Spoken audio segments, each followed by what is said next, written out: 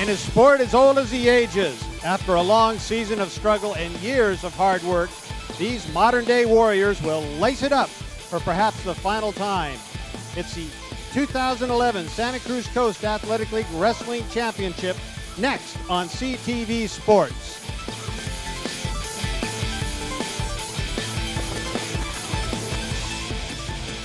From SoCal High School, ready to bring you some great wrestling action. I'm Kurt Edwards with Commissioner Pat Lovell, ready to go mat side with you folks. And Pat, tonight's a great night. What is going on in these kids' heads? Well, you know, Kurt, that's kind of the $64,000 question.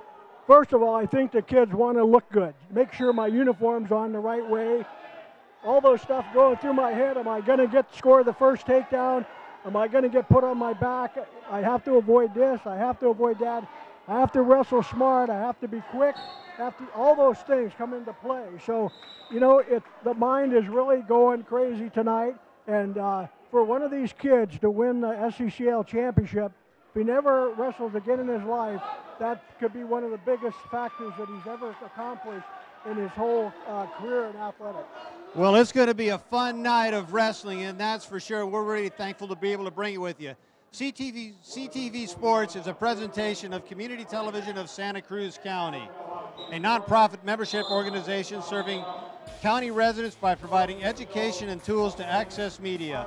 Visit us on communitytv.org. This CTV presentation of SCCL Wrestling is made possible in part by a generous support of Cruzio Internet, Santa Cruz County's largest independent internet service provider, offering high-speed wireless internet, a co-location data center, and flexible workspaces with 10 gigabytes of fiber internet. Details online at santacruz.com.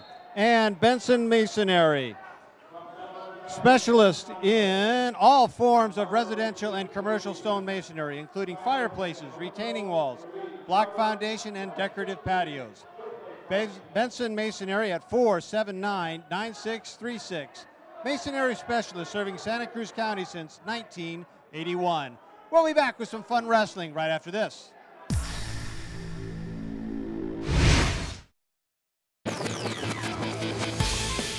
Welcome back for what I think is one of the funnest sports you're ever going to see here on CTV Sports, and that is the SCCAL 2011 Wrestling Varsity Finals. I'm here with Pat Lovell, the Hall of Famer himself. And Pat, the wrestlers are on the mats. They're getting introduced to the crowd.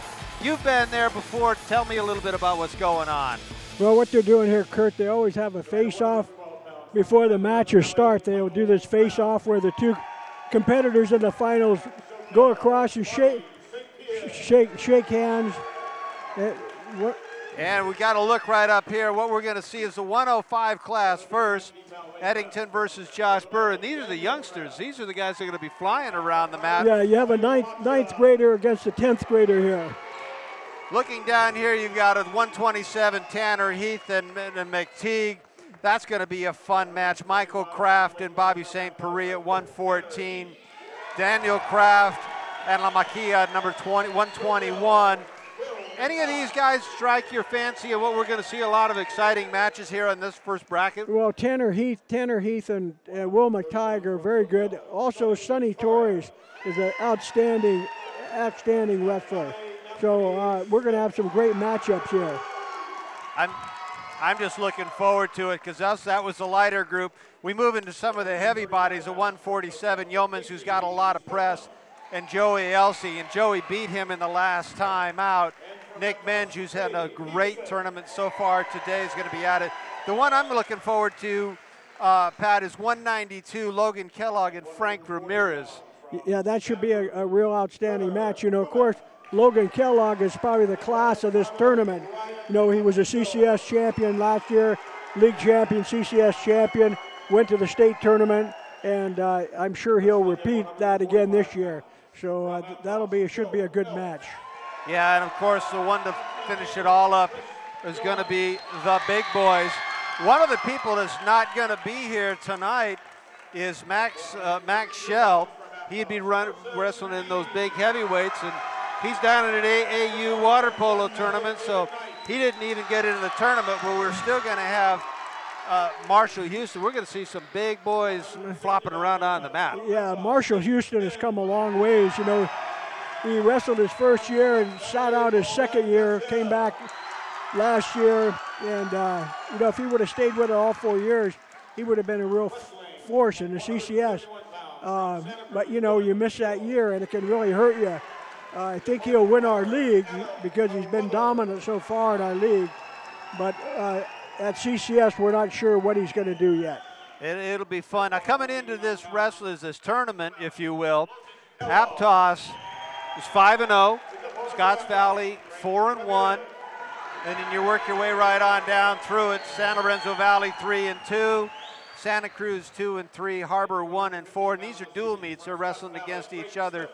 SoCal 0-5. So Aptos is almost a shoe-in. They've got 53 wrestlers. That program has just gone huge. Yeah. That's, you know, that's the thing in the dual meets in our league. There's been so many forfeits. If you have a full team, you win those forfeit matches, you're going to win a lot of matches. Right now, the team score, Aptos High, is 151.5 points. Scotts Valley is 127 points, and San Lorenzo Valley 103, Harbor 102, SoCal 85.5, and Santa Cruz 78. Our official for night, Max Calahuff, you're looking at right now with Dave Ferreira standing behind him. But back to the team scores, it's almost identical to the dual meets, with Aptos being way out in the lead, you know, by about 25 points. And I'll tell you, Reggie Roberts has done a heck of a job with his program. Jared Nord over at Scotts Valley has done a heck of a job with his program. Yeah. Wrestling's one of those sports, Pat, that we've been doing that. Well, you can go back 15,000 years on cave walls and France versus England and everything else. So it's been around a long time. This may be the first sports we do as kids. Yeah. Don't worry about baseball. Wrestling may be the first sport we do as kids. Yeah, that's right. It's such a natural thing for kids to do. You know, what do you do when you, the brothers and sisters, when you were young, your brothers and sisters get together, you jump all over each other. It's wrestling uncontrolled, you know. And when you go to junior high meets, that's just about what it is also. That's how you go to a junior high meet, and they're wrestling as we speak. All the junior highs here in Santa Cruz County, they all have teams. And it's the building program for these high schools. And I know these coaches want to get out there and recruit these kids as fast, as furious as you possibly can get out there. Well, we're getting ready for the 105s. They're going to take the match here very quickly. Josh Burr is going to be taking the mat for Santa Cruz at 105. He's the freshman that Pat already alluded to. And Kevin Eddington out of Scotts Valley, he is the sophomore. Not that grades or ages mean anything in today's wrestling time. No, this is a little man's weight too, and usually you find these guys are freshmen and sophomores. Very seldom do you have a junior or senior in this weight class because, you know, they do grow up, you know. Yeah, this is the jockey. I'd call it the jockey division as far as anything else is concerned.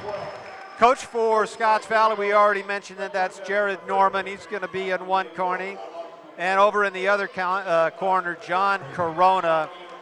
He's got that nice little suit and tie on over there. Yeah. You can see that Santa Cruz has wrapped the red band around it. Okay. Josh is, well, you can see the Scotts Valley right on his back. So we're ready to go. The flyweights, the super flyweights. Pat, let's have some fun. Yeah, we have, you know, Kevin Eddington from Scotts Valley, who has green anklets on, just scored a 2-point takedown here on Josh Burr. And he's riding him up here. He's trying to break him down now, back down to the mat, trying to trap that near arm. Looks like he's trying to put a leg vine in on him, take him back.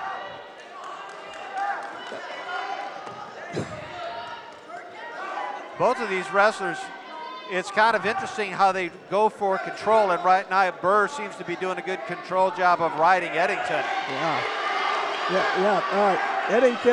Eddington on top. He's trying to turn Burr now. He's lifting lifting him there, trying to put him on his back to score his near fall point. Remember the near fall now, once you put a man to his back 45 degrees or less, the referee will start a count. If he counts to 2, it's a 2-point near fall. If he gets to 5, it's a 3-point near fall. So you see Eddington is really working here to try and get Burr over on his back. He's got a nice arm bar on him now. He's got the far wrist trapped, and he's going to walk right around his head. Now, is that considered a reversal? Now he's got him upside down. He's got him upside down. It's a pin. Eddington with the pin. Pretty good battle for these 105ers as they're done, but you can see the determination on both of these wrestlers as they... Yeah, Eddington from Scotts Valley wins by a fall in 1 minute, and you'll see we're going to take a look at the pin again here. Here you see Eddington. Well, we were going to see a replay. It'll be back here. We had a missed a little bit in between there. Just watching those two combatants wrestle, Pat, it does bring back a lot of fun memories, even though I only wrestled a very skosh compared to you. And of course, in my first match, I was immediately thrown out because I picked up my opponent twice and returned him to the mat via free fall. Yeah. So here we come. We got the 114s right now. Michael Kraft, San Lorenzo Valley. He's going to have the red one on. And Bobby St. Paris out of SoCal. Bobby's got a record of 26-11 on the season. Michael, 33 wins and 8 losses. So here we go, 114. They're going to go grappling. Michael Kraft has a great record this year. He was second at the Peninsula Tournament, second at the Scotts Valley Coast Classic, second at Fremont, a first at the Apple Cider down in Watsonville, fourth at the Overfelt Tournament, fifth at the Mid-Cals, and first in the SCCL. He's the defending league champion at this weight. You notice the difference in body styles here. St. Pierre is a shorter person here. You look at Kraft, you see how tall and lanky he is, and that's a definite advantage. If you have some strength and you have a long, lean body like that, you can do a lot of things that a shorter person cannot do. And there you see him score the 2-point takedown. Now he's Kraft's up in the match 2-0 over St. Pierre. So he's going to get the up position now. St. Paris, what's he going to try and do to get out of this one? Probably go to a stand-up or a sit-out. It looks he's got a front sit-out going for him there, trying to control Kraft's wrist so he can break away from him. There he goes. He got scored his one neutral position now. He's having a little trouble with that mask, that face mask. He must have taken a shot to the face sometime. Yeah, I just saw Kraft pick up St. Paris. Yeah, and he's got to be able to bring him back safely to the mat. Yes, you cannot slam him. St. Pierre tried to set up a headlock there. It didn't work for him. Kraft on top now, scoring another takedown, tying up the far side arm there. You'll see him trying to work bar half here on him or some type of pitting combination so he can turn him to his back. You can see him working to try and get out of bounds. And now both wrestlers get out of bounds, and that'll stop the clock with 33 seconds here to go in just the first round of this 114 weight class. Bobby St. Pierre also has an outstanding record. He was first at the Peninsula Tournament. He was third at the Lawson Tournament, fourth at the Coast Classic, fifth at the Apple Cider, third at the Jim Root, and fourth at the Colt Classic. So he's had a lot of matches. He's 26-11. You know, that's 37 matches, and the max is 40. So he's right on the bubble. You know. You would call him a veteran wrestler. Yeah, I would. And I'll tell you, Kraft for being a sophomore is a very skillful young man. You know, he really has worked hard on what he's done, and his skills have really improved.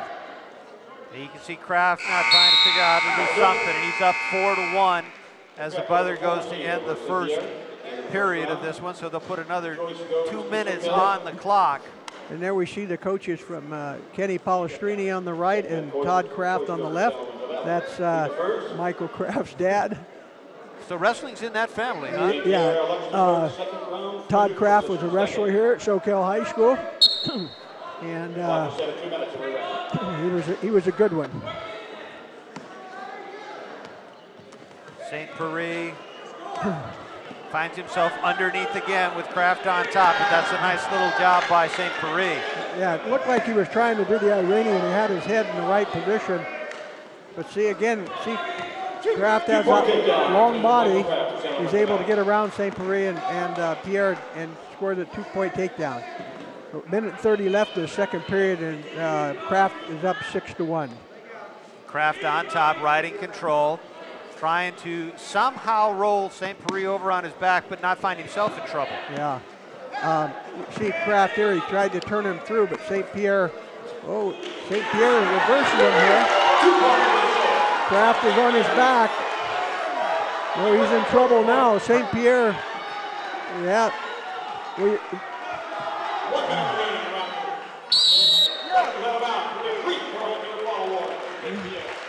We're tied up. We're tied up at 6-6. This match is turning into exciting. Kraft looked like he had pretty good control, and all of St. Paris just turned it on. And I'm not sure how many times they have wrestled this year, but I know that at the Peninsula Tournament, Kraft was second, St. Pierre was first, but I don't know if they were in the same weight class for that tournament. There's St. Pierre with a headlock, but see what the long body does for you? He could not finish the move, and it allowed Kraft to get control, put a vine in, and stop his motion on that. So St. Pierre just pitched his head guard off, so they won't stop this match, folks. Unlike football, when you lose your helmet, they stop everything now. They just keep wrestling. Okay, Kraft's got him now. He's got that leg vine in on him. He's cranking on that head, trying to put his shoulders down. He's got him in real trouble here. Can't see quite what his position is, but he is really torquing on St. Paris. Yeah. He picks up another 3 points. He's up now 12-6. And now, Pat, one thing I think wrestlers have to fight themselves is relaxing at exactly the wrong time, and that's where feel on wrestling probably comes into play. Yeah, it really does. You know,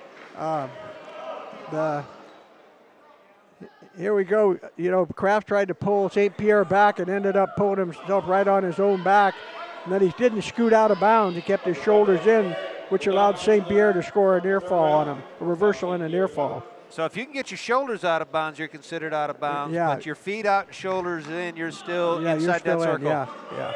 As long as the pinning surface is inside, and that runs, you know, from the middle of your back up to the top of your shoulder. Got it. St. Paris puts the mask on. Looks like some of the Mexican wrestlers that I used to go down and watch a long time ago with that headgear on. Yeah, the face mask. Right. Back at it this time, St. Paris on top. Kraft trying to figure out how to get out from underneath him. And he almost does it.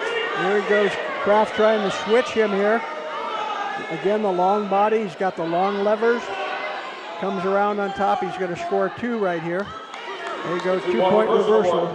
Kraft looks like he is really cranking that left arm on St. Paris back. You can see the shoulders really, the muscles bulging. Yeah, you got to make sure you keep that arm, you know, not beyond a 90-degree angle on the back, or it becomes an illegal hold.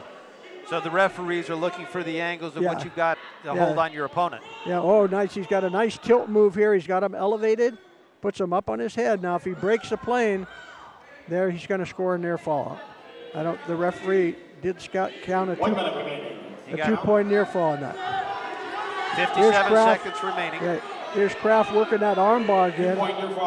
He's got his arm clear around St. Pierre's body, his right arm, and his left arm, he's got that bar. Not a lot of people can do that. That was a wrong move right there for St. Pierre to do a dive forward on that, because that's just where Kraft wanted him. Now Kraft's got him in the figure 4 on the head, and he's got the arm bar in here, and he's got that figure 4 in his head. He's in big trouble. St. Pierre trying to use his legs and leverage on the head to push himself over the top. Yeah. But looks like that leverage and that long body you referred to from Kraft's not going to let him do it. No, he's not going to let him do it. He's got the leverage. And he's not going to let go of that figure 4 come heck or high water. Yeah. 11 seconds to go, and Kraft in complete control of the matchup, 16-6. The man with the baton coming out as the official is really giving a nice hard look at both of these wrestlers. Yeah. Really battled hard. Yeah, that was a good match, you know. Your winner by major decision from San Lorenzo Valley, Michael Kraft. Michael Kraft and Bobby St. Prix, 3 great bouts. Michael Kraft coming up on top, 19-6 on a great decision. And boy, the two fought well, and you can see each one working very hard to counter each other's move. At 119 pounds, from Harbor High, Willie. Here you'll see Michael Kraft, you know, trying to turn St. Pierre here. He's got him now. He's got him up in that tilt. Got him upside down. Scored near fall points there. Try to take him back again. St. Pierre takes his headgear off. His opponent from San Lorenzo Valley. Cranking on that arm, trying to work that arm bar. But anybody can reach across somebody's waist like that and take their arm out that side. It's got to be really, really flexible. Here we get to see another Kraft in action. We get to see. Well, this one's Daniel Kraft out of Daniel San Lorenzo Valley. He's a senior. And Will Lamacchia, he is a sophomore with a record of 30-7.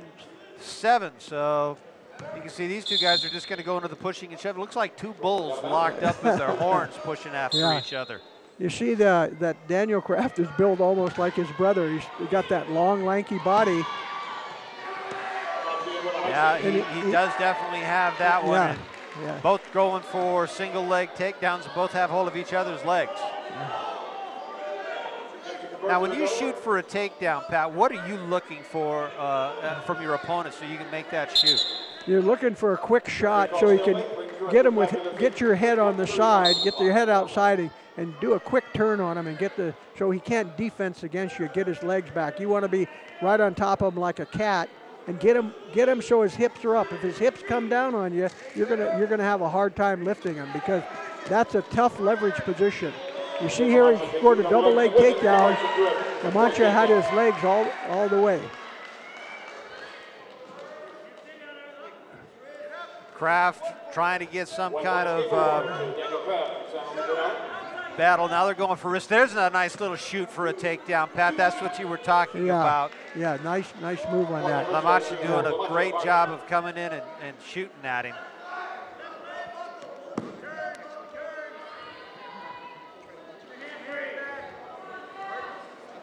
Harbor back on top, in control.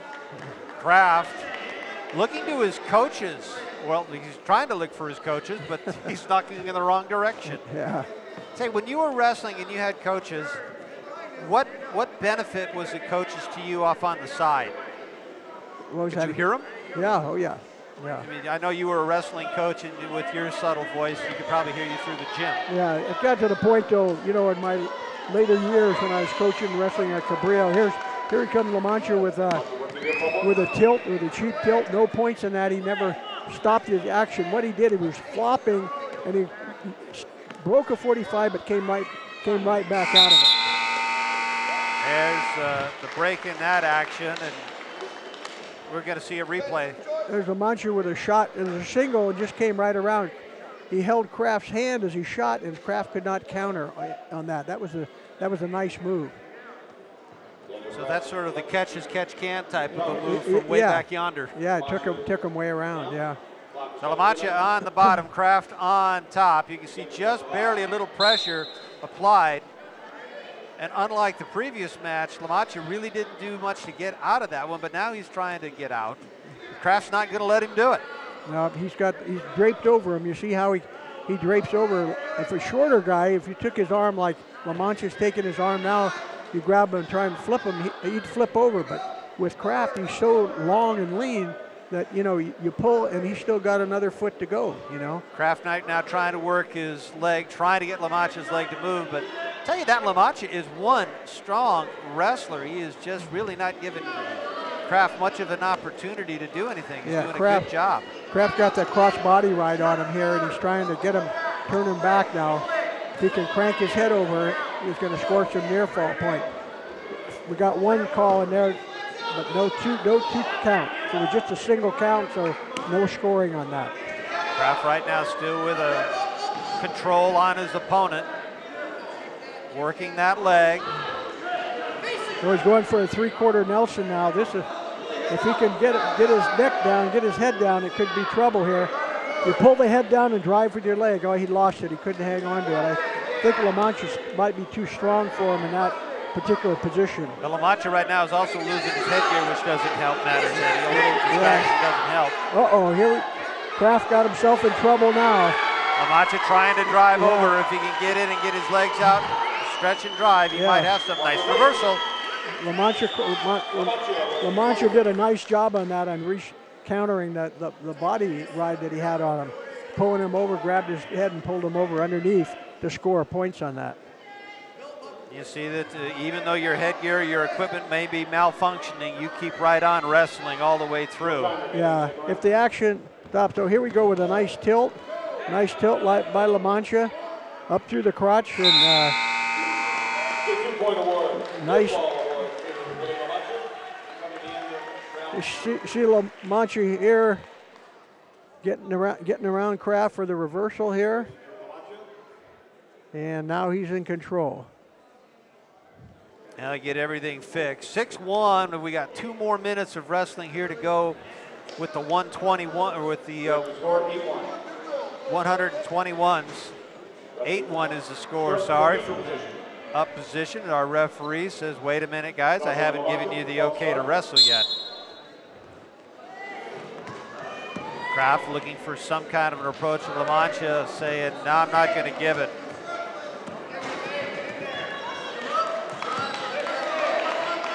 Good job by getting underneath Kraft. Now let's see what he's going to be able to do with it. We had an illegal hold on that. Kraft had an illegal figure 4 on La Mancha's head. Now tell me how does that look? When you're in a neutral position, you can't figure 4 the head. If you're in a control position, I'm turning to the pin you, I can use the figure 4 in your head. Okay. Yeah, like his brother used it in the last match. Got it. But this time here, he put it on from a neutral position. You can't do that. Illegal hold. Back at it, Kraft finding himself not where he really wants to be. La Mancha trying to crank that knee up. And that's illegal by application because what you want to do is you don't want the wrestler to get hurt on that. Nice little move there by La Mancha to come out from underneath there, pop his head up and come up on top with a 2-point takedown. Just watching, both of these wrestlers are very smooth on the mat and how they work themselves in and out of situations. Yeah. I was going to say trouble. Yeah. There's some matches you have, you'll see matches where there's dominant strength control. Other matches like these guys, the long, lean guys and stuff, they'll kind of spaghetti wrestling. They're all over the place. They slipping and sliding and the whole schmuck. So. Well, the Harbor wrestlers still in tremendous control. San Lorenzo Valley trying to figure out how to get out of this jam. He does get a reverse, gets an escape for 1 point. Yeah, that was a nice move. He worked hard to get that position. Now La Mancha's got that front head and arm, and Kraft couldn't stop it. He scooted around for another 2-point takedown. 11 seconds to go. La Mancha, all he's got to do is hang on. Yeah, hang on. Yeah, run the clock out. 2-point takedown. La Mancha. And that's it. So La Mancha comes out on top here at the 121 class over Daniel Kraft, 13-2. And that was what you call spaghetti wrestling. And both of those wrestlers, La Mancha, once he was able to get in control, he never relinquished it. Yeah. That's why you have to have an experienced wrestler. Okay, here's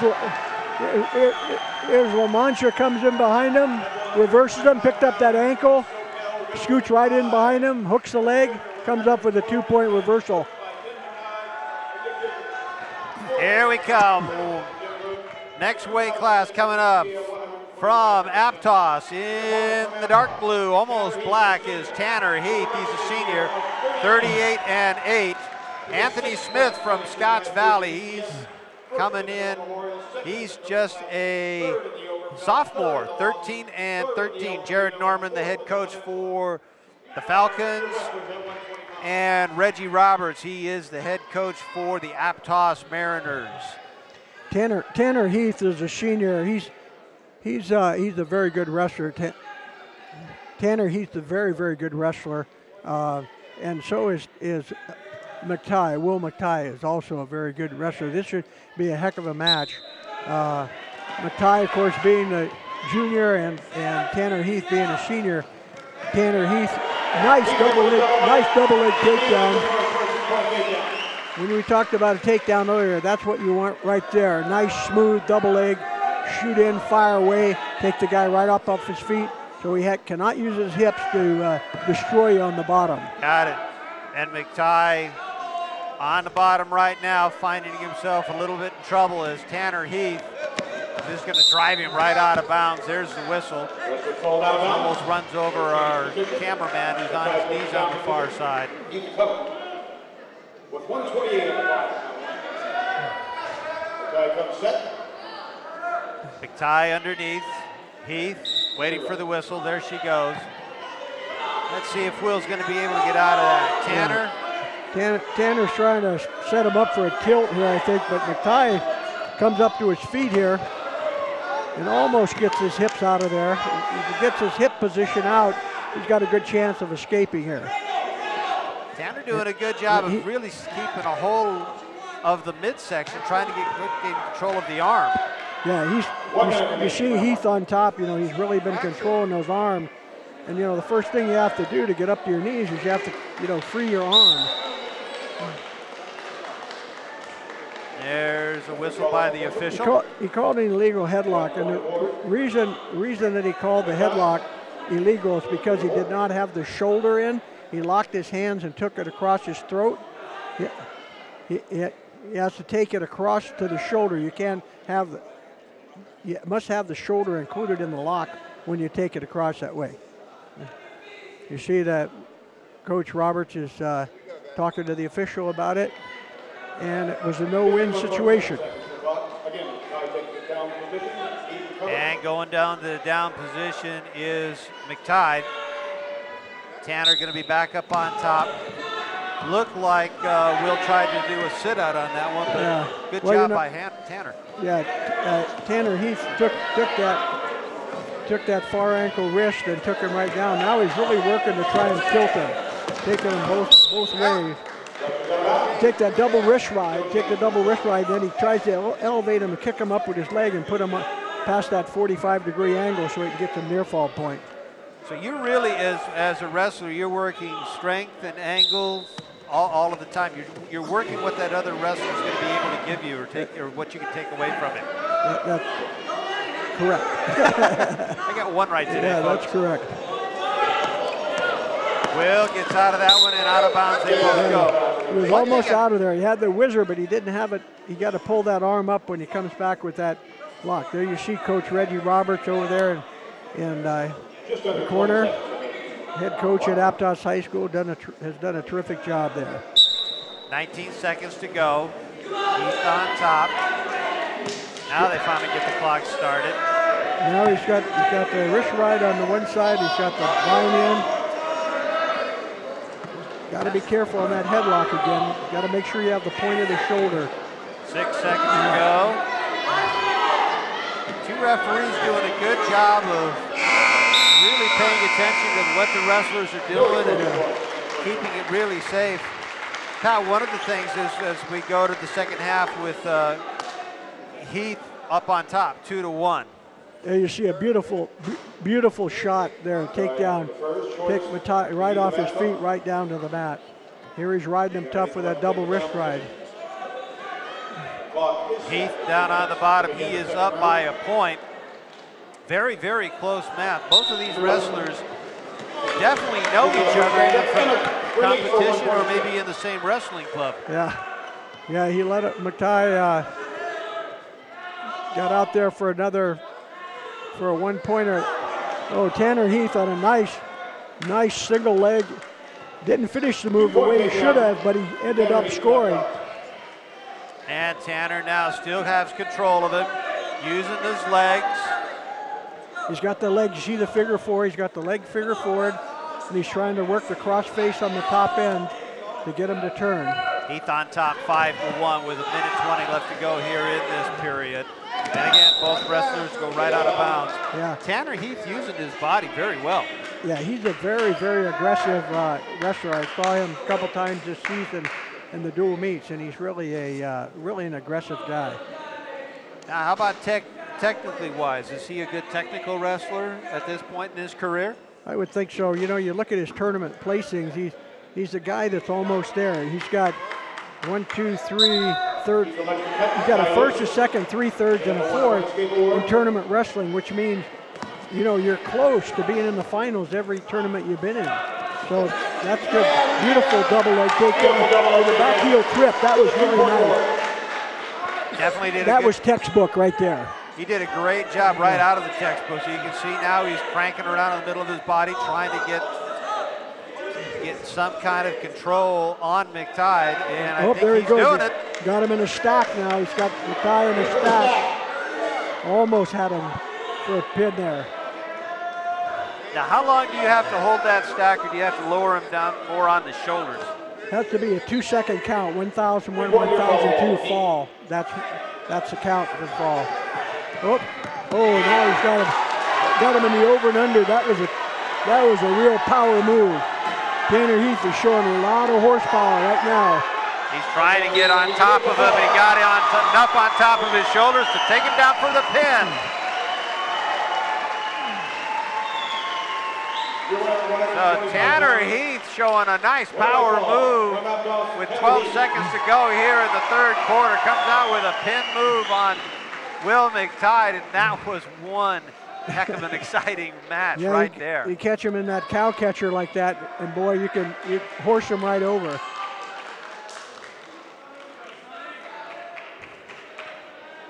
You see here, you watch Tanner Heath here. Nice double, back heel trip. Takes McTide right down to his back. Here it goes again, up, back heel trip. Beautiful takedown, textbook all the way.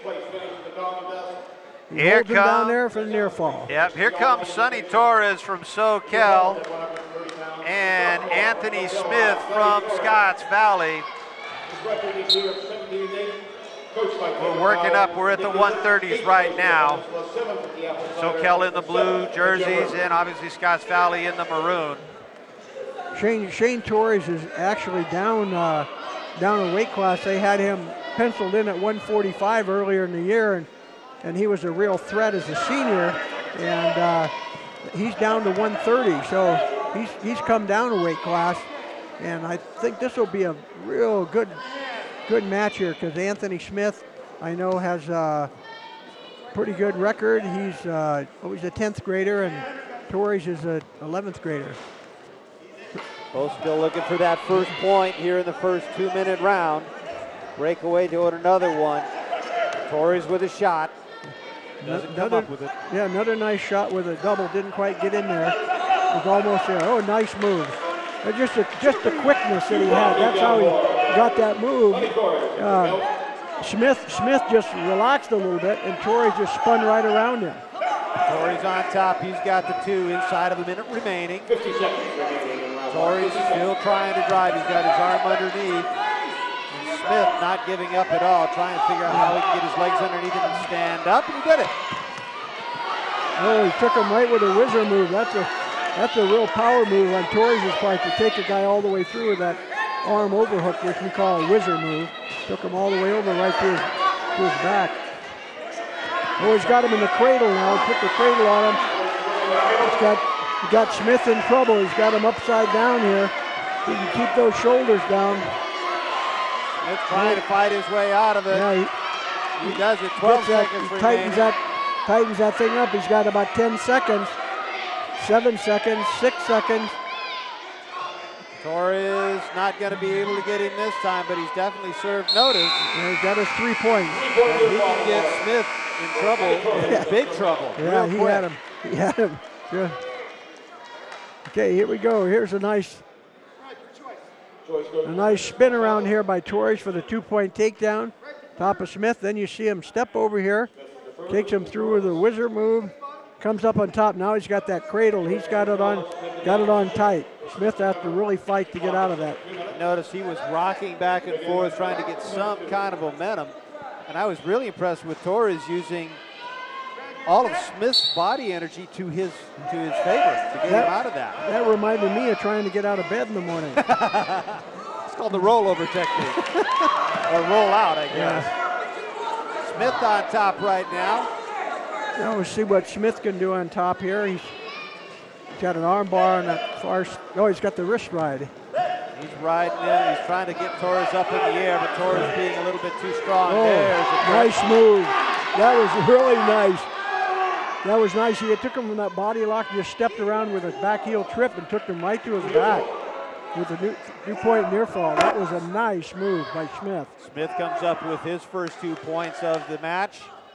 Minute 17 to remaining, and they're trying to work. At least Torres does finally crawl out of bounds, so we'll stop the clock, bring everybody back to the center of the mat.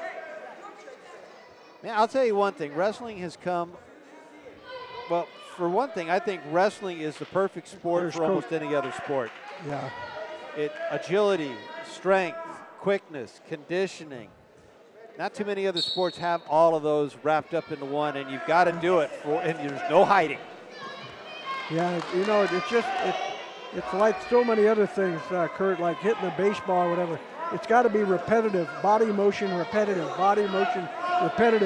so the kids can feel what they're doing. The great Dave Schultz, who we lost here a few years back, was a guy that had such great kinetic sense. His little finger on his left hand knew what his big toe was doing on his right foot. That's the kind of thing. A lot of wrestlers have freaky body builds and stuff, but they're successful because they can do abnormal things. And you see that a lot. Some guys got giant hands, longer arms, longer legs. Some of them are really different in how they can feel through people. Here he's trying for a crotch lift here. Torres isn't going for that. He's coming inside now, grab that leg. He's going to try and reverse Smith here. He gets, Smith is trying to put the cradle on him, but that's a far side cradle is a tough one to take him clear across your body. Here's Torres into a double leg position. Watch out for the throw here. Smith with a good throw, but inside of a minute to go. Doesn't quite. Yeah, Smith set him up nice on that. He let him start to come around, and then he just spun with him and tried to throw that headlock. He was close to getting it. So let's watch this. Here you see Torres, and now you see Smith take him right back down to the mat with a lift. Here he goes. Now watch him here. He's got him around the body, trips him right to his back right here. Scores his near fall. Back to live action. 5-2 is the score out there. You can see Torres on top. But Smith, the last minute of that last round, he was in control of the match. Yeah, he was. He was showing a lot of class here. Now, you notice that Torres is a little bit shorter. Look at that. You see him in the standing position. You see Smith's head up above Torres' head. So again, we have a taller wrestler against a shorter wrestler. Now, Smith just took a shot, kind of a halfway headlock and missed it, and let Smith drop right in on him and put that cradle on. No control yet.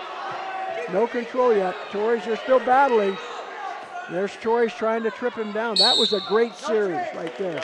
That was wrestling and counter right there. And this thing is far from being over right now in the third period. We got a minute and 2 left, and I still think it could be anybody's match. Well, it is right now. They're only 3 points differential. Smith with a couple of quick moves can make up that difference. Smith, both wrestlers look tired, and I'll tell you one thing, you wrestle for over 5 minutes of hard competition. Yeah. I would be. Smith has the capability to throw you, but I think he relaxed a little bit too much there and let Torres take him right over with that whizzer move. Torres cranking on, both of these wrestlers cranking on each other's head. Yeah. Right in front of us. I'm Kurt Edwards with Pat Lovell, Hall of Fame Pat Lovell, I might add, the National Wrestling Hall of Fame. Part of the 1964 Olympic team in Tokyo. 8-time AAU Greco-Roman wrestler. amongst the many other accolades that my partner here in crime has. Absolutely fabulous to have Pat here next to me bringing you the 2011 SCCAL Wrestling Championships here at Soquel High School. Well, thank you, Kurt. I appreciate that. Back at it again. Smith on top. Torres trying to figure out how I'm going to get out of this, even though I've got a 4-point lead. I'm up 7-3. I just have to hang on, Cowboy. Torres got to hang on to that leg, protect himself now with that lead.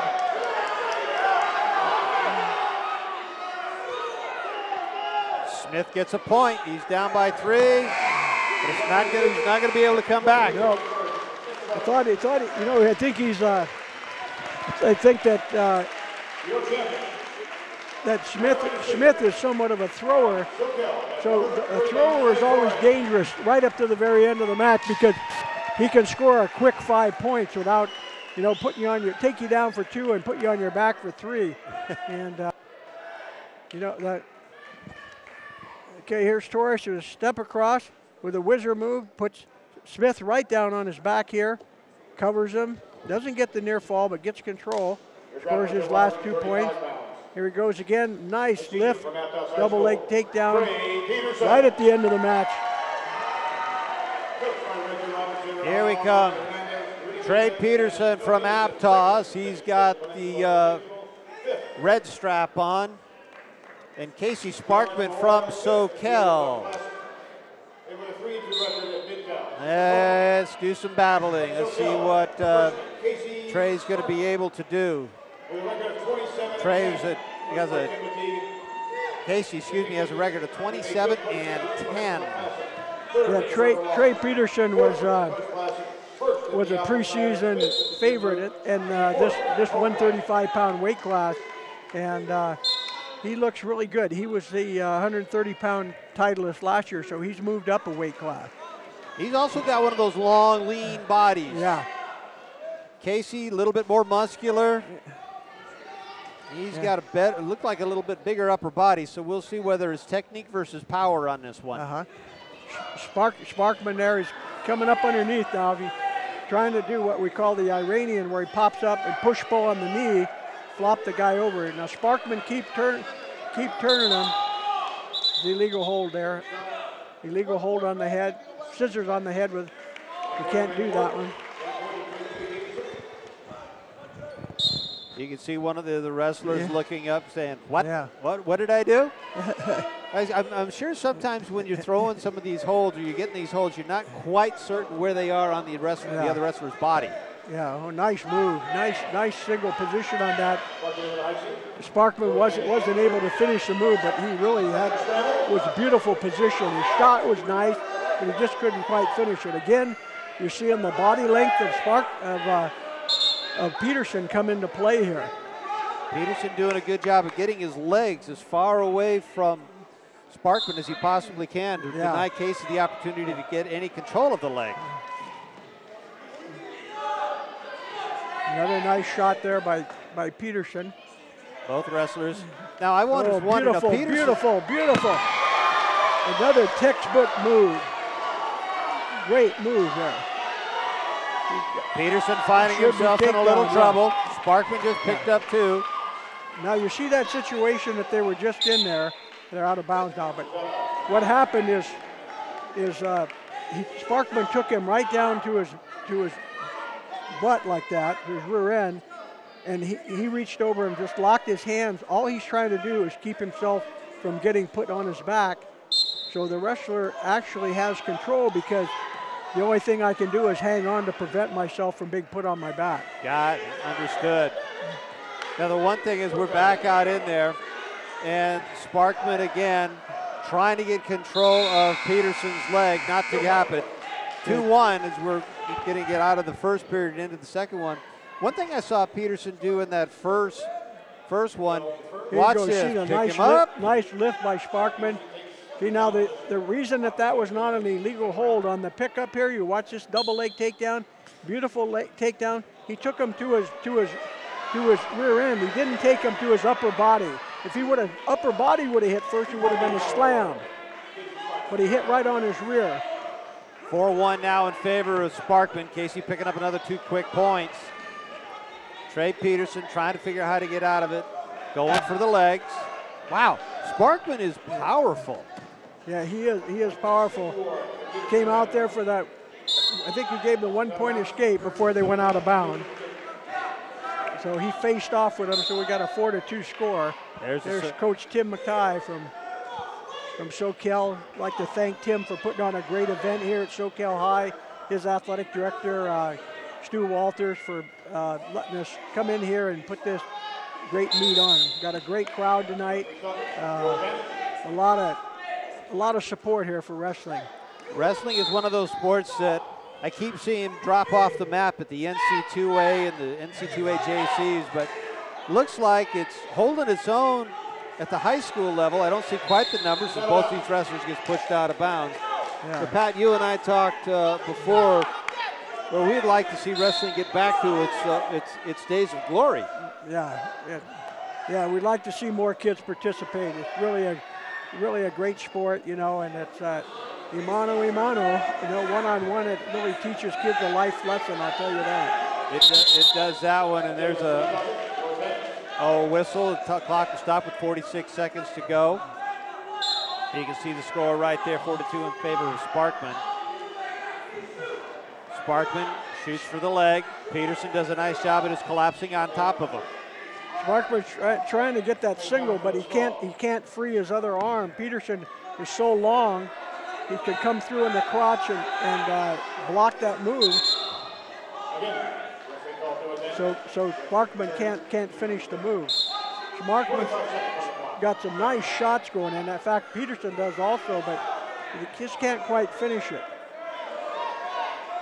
Still trying to find something. Both of these wrestlers well matched, Pat. I mean, they're very well matched. Very well matched. Yeah, Sparkman's trying to pull him down here, jerk him a little bit so you open up. But Sparkman's coming back in, but see, you can't finish it because, oh boy, that was close. That was close. Coming out of the second period, so 4 minutes of wrestling in the books. Here's your slam, here's a Pat. nice single here. Comes in, he's trying to finish the thing here, finish the move, and we lost it. Okay, here we go. Here's Sparkman. Takes him up with a double, boom, right on his rear end. That was a move I tried, but I let him go from midair. Yeah. If you get him up there and you drop him, you're going to get penalized. I did. I think I got DQ'd after dropping him 3 times. Didn't learn my lesson really well. Yeah. Peterson on top. Peterson now working that cross face. He's working it underneath his arm and taking a double wrist ride now. Now he'll probably try and take him into a tilt situation. All right, Sparkman's tough with that wizard. The thing we do with the wizard, though, you don't want to step over. Interesting on Sparkman as he fights his way back into the center of the ring. Both of them were trying to get outside. Yes. Casey wasn't going to do it. Sparkman was so close. If he hadn't stepped up over the wizard, he would have knocked it.